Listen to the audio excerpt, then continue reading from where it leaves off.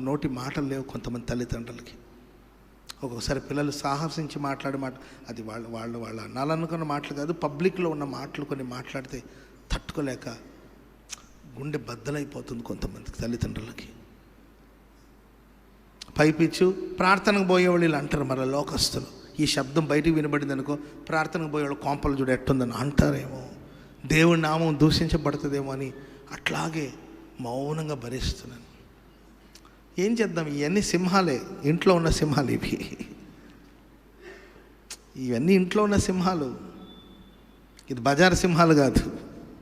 బజార్ సింహాలైనా ఏదైనా మనం చేయొచ్చు, మన ఇంట్లో సింహాలను మనం ఏం చేయలేం.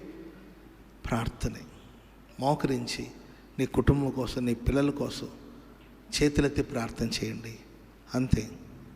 దేవుడు అంతే, వాళ్ళ నోరు ఎత్తకుండా ప్రభు వాళ్ళ నోళ్ళు కట్టేస్తాడు. అంతే. Praise the lord.